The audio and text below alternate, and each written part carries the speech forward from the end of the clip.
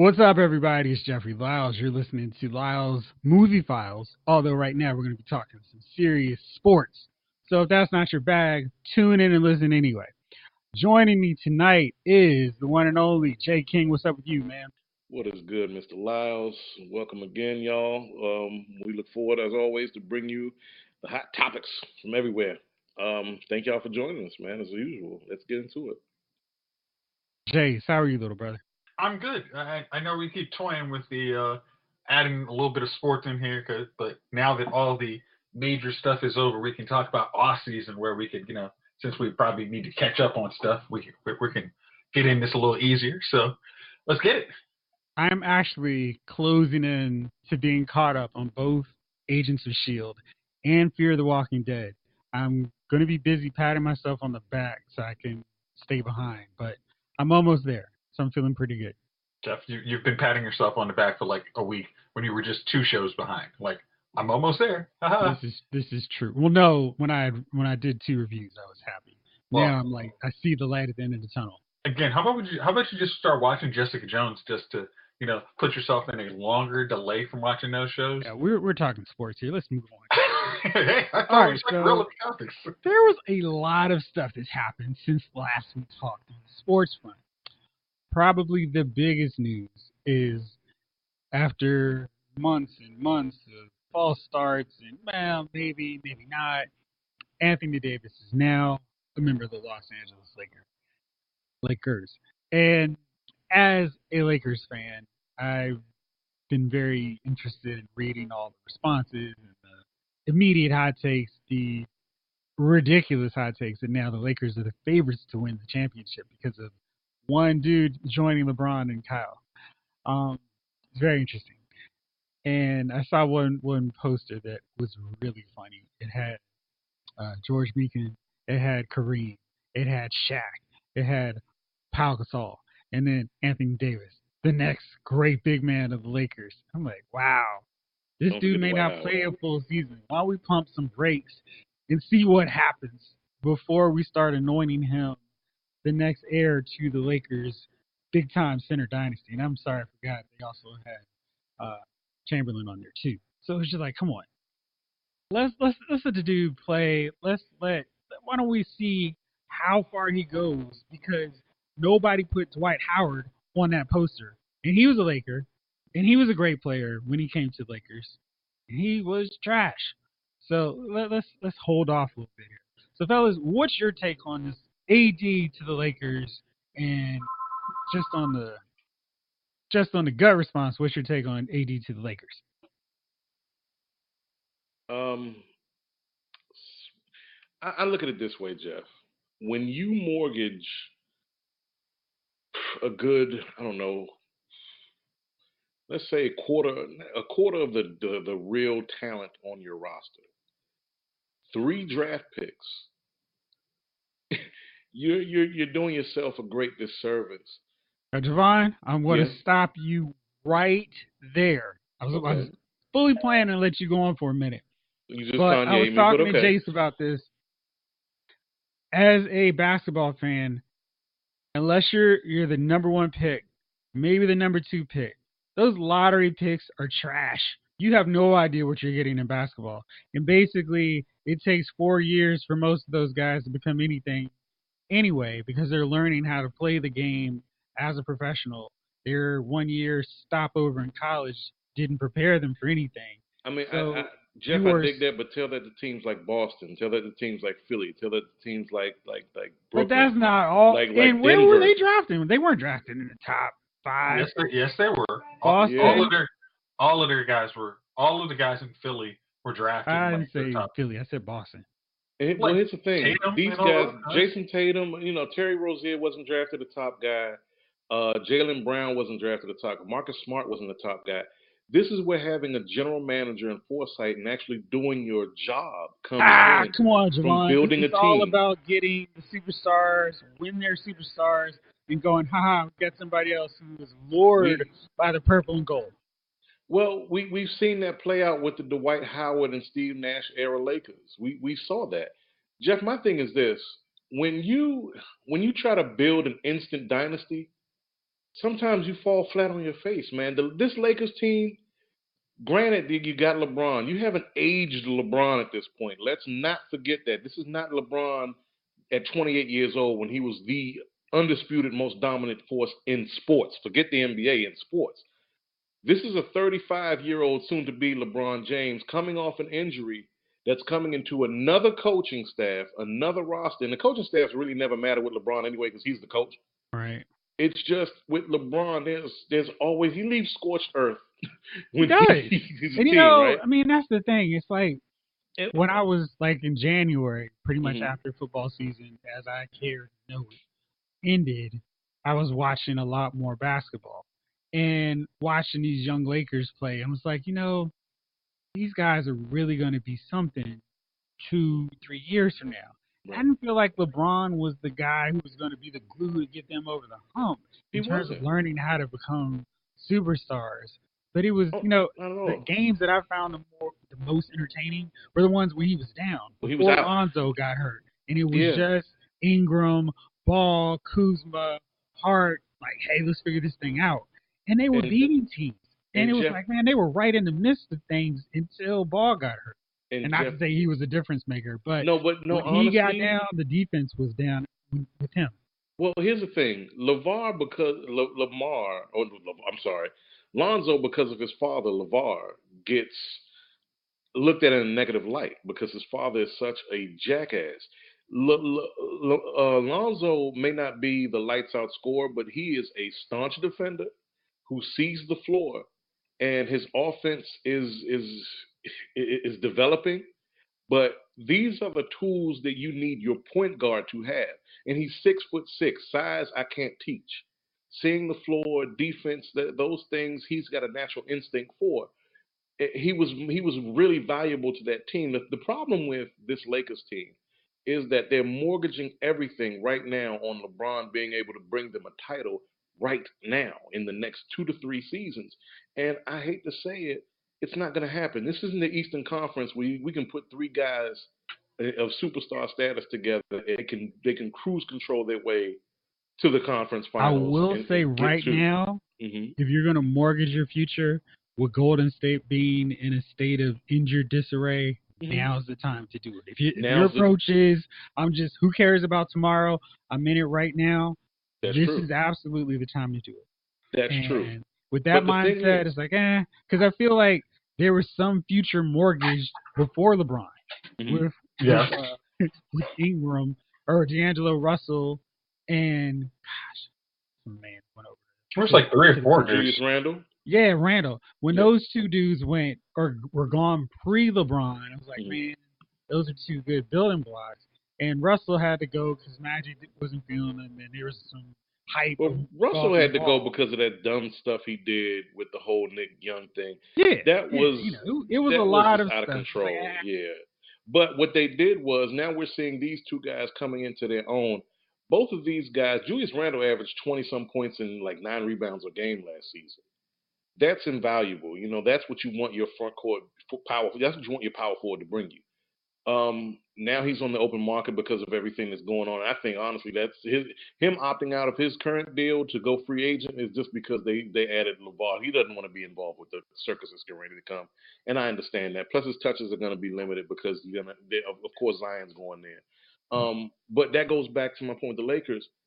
With the LeBron era, LeBron is going to leave this team in much worse shape than when he got there. Y'all thought the future was bright when he signed. The future was brighter before he got there because absolutely, Yeah. 100%, 100%. It was like, yo, these guys, they're gonna come together and learn how to win together.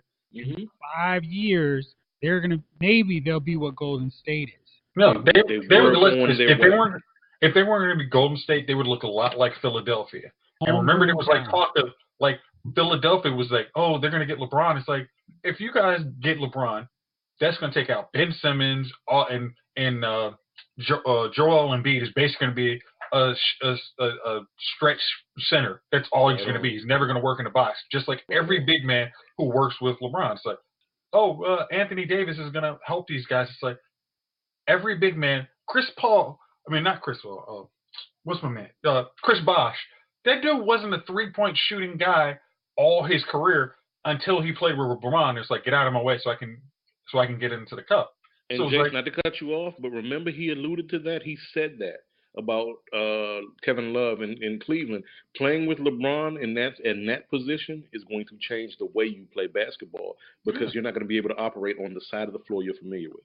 Yep, and it's like, and especially it's like as they were saying, like, oh, you get rid of Lonzo Ball because LeBron is a ball handling player, and that's a problem. It's like if you want, like they were talking about Kemba Walker, like they're trying to get Kemba Walker. It's like Kemba's not a Dwayne Wade, what's my man, Kyrie Irving kind of guy. It's like the ball's in his hands. Like you can't keep not understanding what kind of player LeBron is and what kind of player you need around him. And he's the kind of guy you build around. Then when he leaves, you're in, like you said, back in rebuilding mode. Which he's 35 now, missed half the season. That's just gonna get worse from here on. It really is.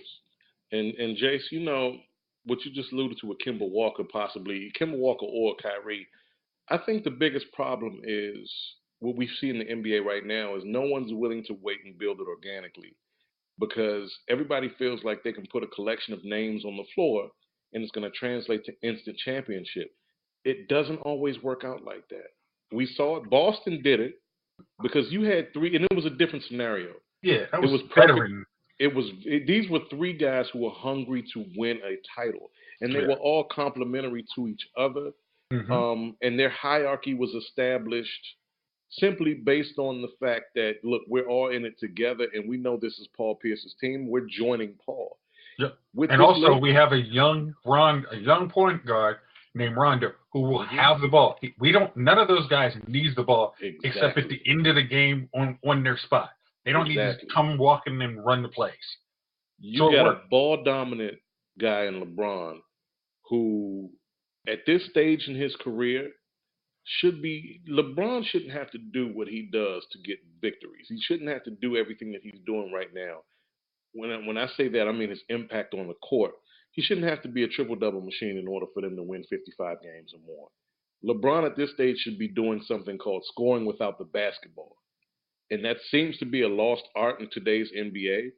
But players of his age, it really is, Jason. No, what I'm saying is like the best example of scoring without the basketball is Golden State. Yeah, Klay Thompson. I mean, it's just like Klay Thompson scored 50 points this season, taking 4 dribbles. Yeah. 4. I mean, it's like, okay, it's like Draymond gives it up. Steph runs around a pick or two. He gets some ridiculous shot off that everybody's like, how the heck did you make that shot? And it's motion offense. It's motion offense. I mean, that's what you see Brad Stevens doing up in Boston. But that's the thing. This is what LeBron should be doing. But because LeBron can't be coached, and don't think I'm not knocking. Huh? Who's Vogel, Frank Vogel. Yeah, from Indiana, Orlando. Yeah. Isn't he like more of a defensive kind of like? Well, yeah. So when is LeBron going to get? When's LeBron going to get him kicked out of there? I'm gonna say by January. Okay. Who knows? About right. They pissed off Ty Lue. They insulted him. They really did. And Vogel was like, I'll take that deal. Right. So it's like whatever. I think for me it's more I would really see that Golden State template and go, you know what? That takes more work and it's not gonna be the quick fix. But yeah. I think what happened was Magic got in his head that gotta get LeBron. And without LeBron, I won't have this big cap as my GM. I won't have this huge, big feather in my GM hat. And without it, I don't care who else we have on this squad. Without LeBron, it doesn't matter. And then Pelinka did nothing with the roster in terms of getting complementary players, shooters who don't need the ball, and could work in that space with LeBron because he is just this dominant, I'll take over everything force every time and everywhere he's been. Because honestly, Pelinka's not a general manager. Let's start in there. Magic isn't a general manager. I mean, he was not. Drafting Lonzo Ball number 1, that was just. Well, okay. Let's look at Lonzo Ball's actual basketball ability. Don't look at his shooting. Just look at what the other stuff he does. Like Jeff was like he was the one who told me like he was like, yeah, we were good until Lonzo went down. Like but then you put LeBron is basically like Hakeem Olajuwon who can dribble the ball. It's like everybody get on the corners and let me do my thing. And then when you I miss feel a like shot, it's for a on you. center in the '90s, that's okay. Yeah. I mean, back when there was no zone defense, and yeah, that was good. But LeBron he's just like, hey, I need the ball in my hands. And then when I want to take a break, if you don't score your 20, that's your family as a teammate of mine. It's like if you're not Kyrie, if you don't, the 2 seconds when I'm not on the court, you don't score 25. That's your fault. Or if you're not bailing me out in those times where I'm passing up shots, or instead of going on and playing on the low block and the low post and scoring with my back to the basket, which is something he still can't do, he starts to scapegoat other guys. And that's something, and look, this isn't the bash LeBron hour. I'm calling it as it is, folks. As much as I like LeBron James, he's got a lot of faults. He's like all of us. He has his faults. And at 35 years old, going with not 35 yet, but he'll be 35 this year, December. Going into another season with the Lakers, who knows who they're going to sign over the next few weeks, or July 1st when free agency starts. Who knows who's going to end up in LA as a free agent or through the draft. But what we do know is this: you're in the Western Conference, where as of right now, even with the injuries Golden State has right now with all those three guys, and let's be honest, DeMarcus Cousins is still not healthy because he's been all arms since he came back. And when I say that, those of you don't realize what I'm saying when I say he's all arms. He can't move his feet because he's still hurting. His legs are still hurting. His feet are still hurting. He can't move his arm. He can't move his feet. His lateral movement. His vertical is like 2 inches. Exactly. That hurts your game, folks. That's going to hurt the game. KD and Clay are going to be out until maybe January, if not February. This is a team that could very well limp to 500 by Valentine's Day, by All-Star Weekend, right? But when they get all their guys and they get their rhythm back together, hopefully they're healthy, they could be the most dangerous team coming into the playoffs in 2020. With that said, you still have the Portland Trailblazers who got over the hump of the second round. They'll be better because Nurkic will be back, and they'll be better. They'll have free agents. They'll sign guys because people will want to play in Portland. You'll have Utah, which will be a year better. I think they had a down year, but they'll be better. You've got Dallas, who will have Porzingis on the floor, hopefully by then. They'll be better. You've got at least three other teams that could be a real problem in the Western Conference. Remember, the Clippers are actually like 8-1 favorites to win it all. They were 8-1 favorite right now, and they could still end up with Kawhi Leonard. We don't know what's going to happen there. It's still a wild card. Let's talk about that real fast here. Now, the finals reiterated that Kawhi is a big time money player. Definitely one of the biggest of his generation. He's been Finals MVP with 2 teams, and he's the third guy to do that, joining Kareem and LeBron. So that says a lot.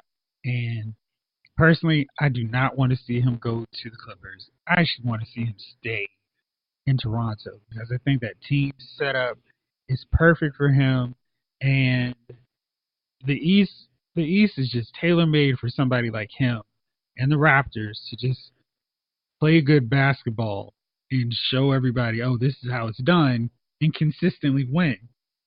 While the Bucks kind of figure it out, while the 76ers figure things out. I just like the way that the Raptors played during their championship run. I just like watching them and their style of basketball. How about you guys? I agree wholeheartedly, Jeff. Three things real quick. One, I called it Raptors in 6, did I not? When I called it, that was before both, Clay went down and before KD came back for 11 minutes and went down again. I just felt like that team had the goods, and without KD, Golden State was figuring it out because I felt like Golden State with Kevin Durant is like, pardon this analogy, folks, but it's like having sex with Viagra when you don't need it. You can still do the job, you can still do the deed, yes, but you get reliant on the Viagra because it's your super strength, your super stamina, what have you. And that's what Golden State fell into. They won a title and made it to another championship Without without him. KD. But what happened was they altered everything to fit that offense, his offensive prowess, into how they play, and they really did get reliant on him, his offense rather. They got reliant on his offense. Hey, Javon, that Yeah, is an awesome point, but I have to say this, man. yeah, I watched plenty of teams go in the finals or hmm go in a big championship game and just lay over and cuddle up with all their excuses. Well, so and so was hurt, the weather was bad, blah blah blah blah blah. But hmm these guys, man, they had cats who I've never heard of balling out and keeping the game close Oh yeah, when they Like didn't definitely. have Quentin Clay. Cook was like, "Hey, y'all need me in for these minutes? I'm good." Yeah, I But mean, see, I guys, was but see, super guys, impressed with that. that illustrates another point that we talked about. You and I privately, Jeff. We talked about this. 8-man rotations are stupid. We're not NBA head coaches, and we know that. 8-man rotations are stupid. You have 12 players at your disposal. At least play 10 of them so that when you face situations like this, you don't have guys coming into the game ice cold and not knowing how to get their offense or fit in. Well, I mean, no. The problem is, eight mans are stupid, but it's like every team shrinks to them in the playoffs. They'll use 12 players during the regular season to Right. keep their stars fresh, but then it's like, oh, when it's crunch time, we're gonna shrink it down to 8. It's like you Well, this is needed, another season. like there was always times when Golden State was on the floor in the finals. They were like, I don't know where the offense is going to come from if it's not. It was like, but Steph Curry's on the court, but Klay Thompson's on the court. There should be one other dude. Be like, hey, yes, I'm going to date myself, but like, there should be a guy of Benny Microwave Johnson who you trust as your sixth man to score. Like, Well, or that your was Iguodala, but Iggy was out there passing up wide open jump shots He and was. He was. and cuts to the basket. The thing is, Iggy don't got it no more. You got 3 young guys on that Golden State bench that were basically collecting cobwebs over there. The thing about it, Jayce, you guys don't know like I know. When guys don't play, they got rust. When guys don't play, they don't know how to find their offense when you call on them. And when Steve Kerr had to call on some guys that didn't come off the bench, they were rusty. You don't. This is what you don't want to get into, in my opinion. Yes, your superstars are going to carry the load, but too much of the load. The playoffs are a second season, dude. This is 30 more games if you have a long playoff run. Since they've extended the first round to 7 games, it's very possible that a team could play 14 games before they reach the conference finals. Right. That's And Golden grueling. State has been again, in we five we straight blame the finals. Lakers for that rule. Just want to remind you. Yes, yes, That was we the do. Laker rule. What is this now? When they decided the Lakers needed to get their playoff legs in shape, so they decided to expand the league, the playoff first round. Listen, my Lakers are not the New England Patriots. There are no rules that need to be invented for them. Jeff, again, I will reiterate. You got with Shaq and Kobe, it needed a little extra season. You know what? We should. Kobe's not gonna play till mid-season, so yeah, let's extend that playoff just in case they need. Hey, you know what? That's because they played in an era of real basketball, so their bodies were hurt. Oh my goodness. Okay. Oh gosh. Okay, but no, honestly, that I think Kawhi. Back to the original point, Jeff. I'm sorry. Kawhi should stay where he is because he's the tempo setter in the East. He's an East Coast player, in my opinion, and that may not make sense to anybody who's too young to remember what East Coast basketball really looks like. It's defense, it's rebounding, it's hard nosed grinding offense in the middle of the floor, which is where the game is won and lost, just like in football. Everything happens in the middle of the field. Everything happens in the middle of the court, the shaded area. You need people that can play down there, and Toronto has a good mix of guys who can play down there, and they're only going to get better. And you have a possibility of them walking away with. I don't think they should go out and pursue the biggest free agent names, but I'll give you 3 players that if I'm the Raptors, I would sign, not named Kawhi Leonard, to keep Kawhi Leonard there. One is Tobias Harris because he just fits in perfect with what they have there. Even though they may not be missing Siakam, I know Marc Gasol is going to be a free agent. But if they can't sign Marc Gasol, between Tobias Harris and Nikola Vucevic, these guys fit in perfectly with what they do. They're big men that have mid-range capability. They rebound the ball and they take up space around the shaded Because area. Gasol really showed his worth when he Yeah, was he just did. grabbing those rebounds and giving them extra shot opportunities. Oh man, When Jeff. And it was it was demoralizing him. It was like so they played great defense, Slowly, yeah. and it was yeah. just, Then it's Jeff, like, I'm gonna tell gosh, you you got to do this. it all over again. Jeff, Jayce, I'm gonna tell y'all this. Skilled big men in this NBA can play until they're in their early 40s. You know why? Because they have a skill set that a lot of young bigs just do not have because nobody's playing in the shaded area. They know how to box out, they know how to protect the rim, and they can pass. They can pass out of the double team, they can pass on the low block, they can pass the ball, and they can shoot. All these bigs can shoot, and they have those added skill sets that big men of a different era had that you had to have. You know, I when it comes to Gasol, you just look at his brother. Howard's still in the NBA, and he's going to have a job next year. You know why? Yep. He's a skilled big. These guys have second and third careers now. It's the reason why somebody like Tyson Chandler still has a job in the NBA. I've got a skill set. I've got a skill set. Just I mean, like think a about guy who can actually get rebounds and shoot threes and hmm make those free throws at the end of the game. Weak side blocks. Weak Hey, side blocks. you That's think why JaVale McGee will play till he's 41. yeah. I mean, think about it. Like Kawhi Leonard, if he shoots 70% from the free throw line, that might be a Golden State championship. But No kidding. No I kidding. mean, like, but I was trying to come up with some reason where I was going to be argumentative that Kawhi should totally leave and go to LA. Because as a young basketball player, you really don't need to live anywhere. You can just, I mean, because you're never really home. I mean, you're gonna be flying out everywhere, so why not just go someplace you kind of like staying during the off season? But I couldn't come up with a rationale that would have been able to be poked in like 5 seconds. Toronto, I mean, maybe beside the fact there's some high taxes in Toronto. I mean, it's like Kawhi doesn't seem like he's not the vocal dude that he needs to be making movies or something like that, where he needs that bigger platform He to doesn't need make some extra movies. Huh? He didn't seem like the building his brand type. Yeah, Yeah, I mean, he's not. So he's not an RG. I mean, like the RG3 early LeBron. Like he needs to do all that. It's like I play where I like playing. It's like I like playing San Antonio until I didn't like playing in San Antonio. He obviously liked playing in Toronto. I just if you go in there to go against the Lakers with a new super team, it almost doesn't make sense. It's like, yes, the Clippers might have some pieces, but you're once again playing JV to the Lakers because LeBron's there and Anthony Davis there and whoever else might come there. As I was saying, like even when the Clippers were good with what's my man from who's playing in Detroit now? Blake. Yeah, like even when they had Blake, you're still second fiddle to the Lakers. So why would you drop yourself to do that? It's not like you're not going to make any more money going to the Clippers. And you know what's sad about that, Jayce?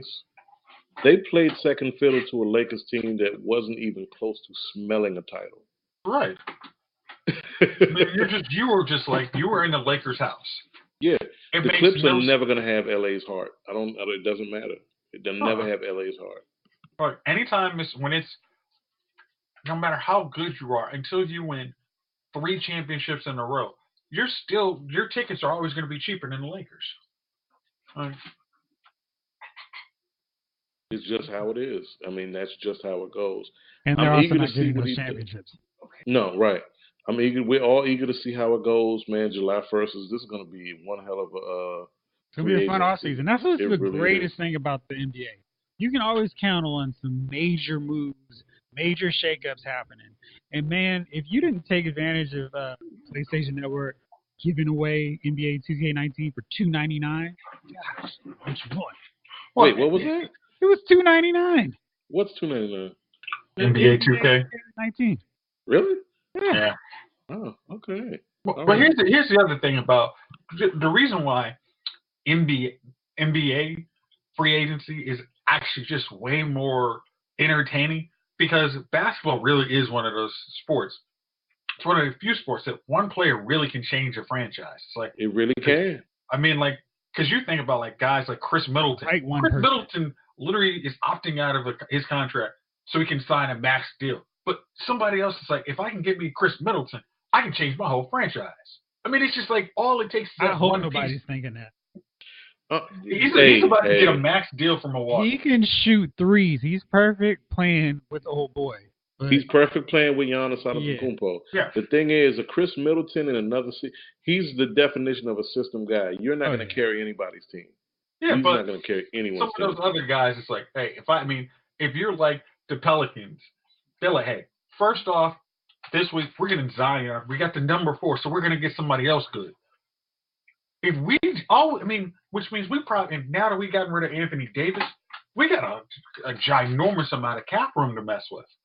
We really could, our rebuilding could be like 3 years, or it might not even be a rebuild. We might actually be better served this year by getting rid of Anthony Davis. Well, Jayce, that's what I'm thinking for New Orleans. I think with what they have now, and if I'm Julius Randle, even with Zion being there, I would be willing to stay because the future looks real bright. They could even trade that Laker pick for something else. Mm-hmm. They could trade that Laker pick for a guy like, for example,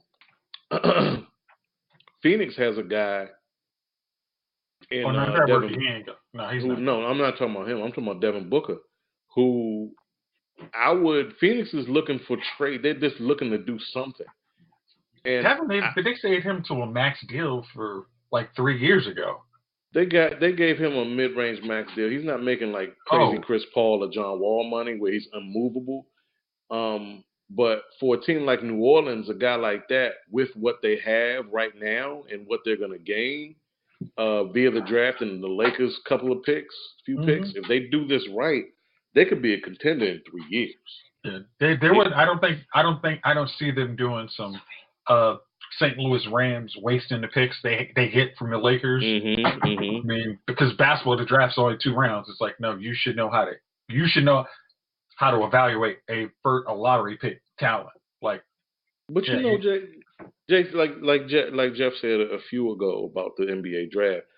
We know you don't got 6 rounds, 7 rounds to get it right, or in Major League Baseball, what you got like 1,300 rounds or something like that.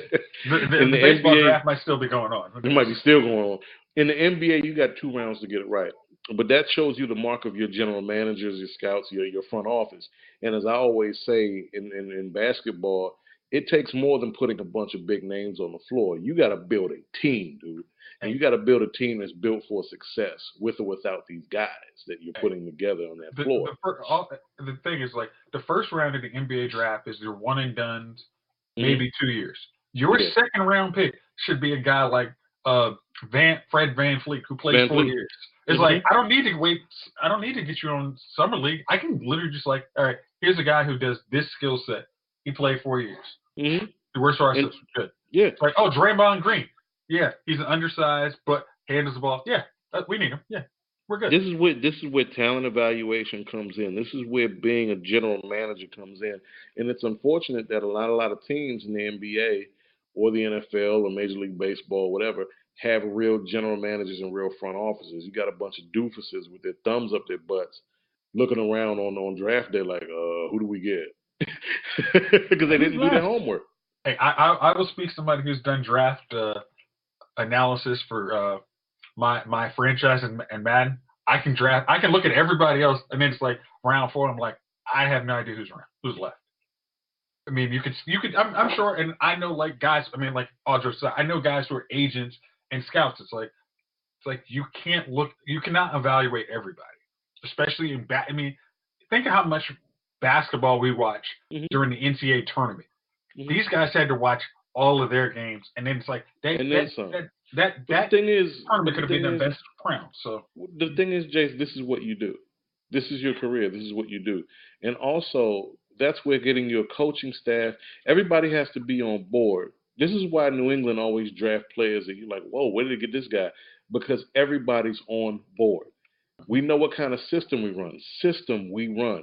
In the NBA, you got to know what kind of system your coach is running, what fits best into the mix that we are running right now. We're not just hiring some coach because he won some games here as an assistant or he had a name 10 years ago when he won here. We're hiring a coach that we believe in and we believe in his system and what we're trying to build and establish here, an identity. And I don't think there's a lot of teams that have that or even figured that part of it out. I'm not an expert or a mastermind. I've watched basketball since I was 5 years old, and there are nuances and intricacies that we've all seen that really don't translate into the what we're seeing on. They translate to what we see on the floor, but that's the non-visual component. That's the component that you say, okay, this is why Detroit traded for Rasheed Wallace, or this is why Jerry West said, I'm going to go get Kobe Bryant and Shaquille O'Neal in this season, or this is why I'm going to trade Nick Van Exel and Eddie Jones Lonnie away. Divac. No, Right, right. Those are the moves, or this is why I'm going to trade Chris Webber for Penny Hardaway on draft day. Those are the moves that look like, oh, well, what are they doing with that, or that folks just watching the game may not understand, but this is why it pays off. This is the payoff, or this is what the finished product is, the payoff for that move. And I think that's something that goes missing on a lot of folks. You have to have everybody in concert. That's what it takes to build a champion, not just putting a bunch of names on a roster on a floor. Mm-hmm. All right. So to wrap up here, let's talk about some ridiculousness. Normally, I don't shout out stupidity, but I had to on this one. So Ryan Hollins was on First Take, and he was saying some foolishness. So Shaq was on there, and he was breaking down and explaining to Shaq why LeBron should be on the Lakers Mount Rushmore. And Shaq is the most humble dude because he barely refers to himself as like, oh yeah, I'm one of the greatest all-time players, right? So he went, yeah, they should have Magic, of course, Wilt, and Kareem, and then he was like, man, it's kind of tough. Do I go with Kobe? Do I go with West? And Ryan Hollis was like, well, how do you not put LeBron on there? And then he proceeded to try to explain why LeBron was better than Kobe. And he was guy like, who's been there 1 year? Maybe I would consider him. And then he went, I think I'd still put him over MJ. And then they were like, what? And he was like, yeah, well, I think LeBron had to go against the Warriors. So he's still one of the all-time greatest players because he fought those cats. And then Hollis proceeded to go, well, shoot, the Warriors would beat MJ's Bulls. And then Max and Shaq put their head in their hands like, this dude is crazy.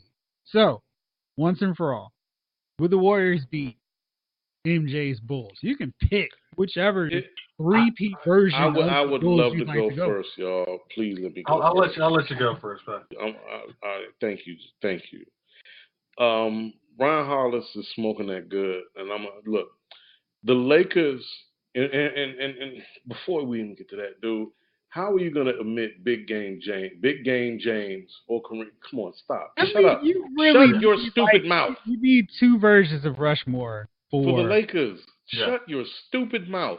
LeBron has played all of 15 minutes with LA and won as many championships in Los Angeles as I have. Okay. Shut your stupid mouth. Or the fact that I don't think the Lakers team that LeBron just played on won as many games as the Lakers with Magic won in a half a season. So yeah, let's stop. Look, dude, I know somebody's got to be that guy, but fall on your sword, man. Don't be that guy. Don't be that guy in this situation because historically you're going to get kicked in your butt. Don't talk or present this false argument. LeBron's not close to being there yet. In the NBA Rushmore, yes. In the NBA Rushmore, yes. LeBron has quite a resume, and no one can deny that now. No one. If you try to, you just don't like him, and I'd rather you say I don't like LeBron James. We can deal with that, but don't try to take the credit or the credit away from him or the food off his plate. But as far as him being on that Mount Rushmore for the Los Angeles Lakers, no, you got to win some jewelry. You got some guys holding some titles on that Mount Rushmore, and LeBron simply ain't there yet. I don't care how many euros they Paul pay. Gasol has done more to Andrew Bynum has done more in the Lakers That a jersey world than peace. LeBron. So let's stop. Let's stop. All right, so let's question. putting that one to bed. The Warriors real question, versus Bulls. not close. And I'm gonna tell you, look, I will say this: if I always have these arguments based on where we playing. Are we playing in 2017? Because yeah, those Warriors will beat those Bulls because the rules are different. The rules are different. Again, the rules are different. If I take this Warriors, if we got a flying DeLorean with a flux capacitor, and we take this Warriors team back to 1996, the 95-96, to beat the to play against the unstoppable Bulls in 7 games, they would finish them off in 3 because they would forfeit the fourth game. Because they would get mollywopped. If you put them back in 92, 93 against that Bulls team or the 91, 92 Bulls teams, come on, man, they would get finished. It's not close because we're talking about a physical NBA again, a physical NBA where I can hand check you, where there's no blood, no foul, where, okay, you can go ahead and shoot. There's no zone defense, by the way. You can shoot 33s tonight. And I'm not gonna just put this 3 marker on and sound like the bitter old man, but it's because I tell the young guys this who don't remember that era is that I have a point of reference. So I'm speaking from that point of reference. I've watched these teams and I've watched the NBA in different eras, from the 80s, the 90s, the 2000s to now the 2000 whatever the 2000 teens or what have you. I've seen just about 40 years of basketball in my lifetime. 35 years. I will say this. Yes, the game was more physical. And when a game is more physical, there tends to be a more physical player that play. There is a more physical player that plays in that game, where contact is not just it's not just going to happen. It's a part of the game, and these players today would not know how to deal with that contact. It was a man's game, and you had to play another element of the game that's gone. You had to play with your back to the basket. You had to play with your back to the basket. And the mid-range game is another thing that has gone from this league. In a different era, the 12th, I'm not going to go that far, but the 8th man down the rotation had a legitimate 15-foot jump shot. You name me 5 players in the league that got a 15-foot jumper right now off the backboard. That's another element. Think about the fact that, like, if you were going from that team of Bulls, Scott Williams, the center, was good for the mid-range jumper. Very good. Bill Wennington, and you know, this is what pisses me off about people. We got so punch drunk off of MJ and his brilliance that we forgot just how good those Bulls teams were, especially that second three-peat Bulls team. Hey, man, Dennis Rodman. You got the first one. You got the first Bulls team. I'll take the second. Mm-hmm. Okay, so the second Bulls team with Pippen, Jordan, Dennis Rodman, Tony Kukoc. No. Don't you forget Ron Harper. Don't you Ron Harper Ron would be Harper, shut down, lockdown defense. Yeah, Ron Harper is Klay. Klay Thompson could try and run. Ron Harper be there right there. And Draymond Green would not make it through the third game. He would get technical, fouled. He would have like 5 technicals in those 3 games playing against Dennis Rodman. So he'd be ejected. He wouldn't even play the fourth. Hey, Jayce, I'm going to be honest with you. They might not have even wasted Dennis on Draymond. You know who they would put him on? KD. And he'd have been in his jersey. Dennis would have been wearing KD's jersey along with him. No, I'm saying, Pippen like, nah, I'll do it. I have no fear of KD. It's like, yes, you have a bigger wing. Jovon, I don't know about that era thing, man, because I feel like those Bulls teams, I mean, you think about all those petty little fouls they call now.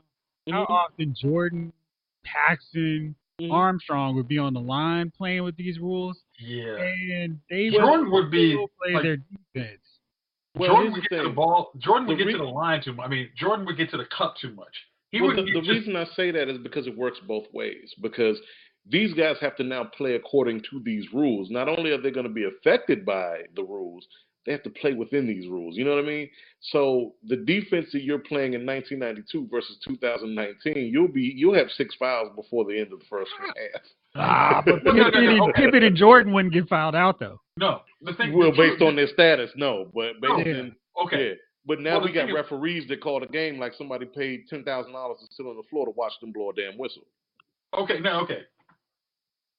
That second Bulls team would not. I mean, like they would. I mean, like especially teams that like to throw long outlet passes. Pippen stops that. Like Pippen and Rodman would stop that. It's not happening. Like you go off screens. Yeah, those dudes will switch on you too much. It would not happen. And then you get to the basket. Dude, you have 4 guys they can, on that. The problem, that team can play. That Bulls team would dominate this era. Yeah. Like they don't, even though they don't have the 3-point shooters. Like they would literally was like Kukoc and Jordan and Armstrong wasn't on that team. Like, but because that team wasn't like as deep with the 3-point shooters. But it was like. They would just annoy the hell out of them. I mean, it was just like they would just do, especially playing in this era. It's like Jordan would just be like, "Are y'all serious? I'm literally just gonna keep driving to the cup." Well, first things first, you had to stop Michael Jordan from driving to the cup. And this league now, you can just put bodies in front of a guy and stop him from driving to the cup. But at that point, it didn't matter because MJ could kill you with whatever poison you wanted. Both him and Pippen could kill you with whatever they wanted. Jordan, he would put the thing I look at the most. Anything. Like done. The thing I look at the most with that Bulls team that would translate so well to this league, this era, is the fact that you got guys from the 1 to the 4 that you can run your double screens and triple screens. Any one of these guys can switch off and defend your best ball handler on the perimeter. Does not matter. Whether we're talking about Hart, Jordan, Pip, or Rodman, they can all defend your best perimeter guy. Kukoc would have been the weak league, but you have to get him in the pick and roll. You have to get him. If you miss one time, it's over. Well, that was the thing. That's the thing about it. As much as I like to watch Durant play, people forget Durant. Yeah, it's a 6'11" guy with that kind of offensive skill set. But we've had guys, tall guys like that who could score the basketball, and Tony Kukoc was definitely one of them. Oh, Kukoc! Tony Kukoc would score with the best of them. People forget that. Let's be honest. This current league, was made for Kukoc. Like if he had played in this league, I mean, the reason why he was drafted so high by the Bulls was literally because they were like, we see the future of basketball. And Tony Kukoc isn't. He's going to be that ball handling, power forward. He's got capacity. They wouldn't have a chance. 23-foot range with mid-range. Could score with his back facing off to the basket. Long and rangy. He may not be the best defensively, but he's an offensive star. That's what they saw, and that's what this league is right now. I just want that last point, Jack. I just say that because it goes both ways when it comes to playing in this era. But if you were to take this Warriors team back to that era, they would have got whipped. It's not even close. All right. Well, so that's going to do it right now for this one. And during this off season of our shows, we're going to have a lot more sports talk as we start getting into football, and there's still so much more stuff on basketball, which I imagine we can get into next week. So for this one, we're going to call it a show. And thanks for joining me, fellas. We're going to do this next week. This episode allows movie files has been filed.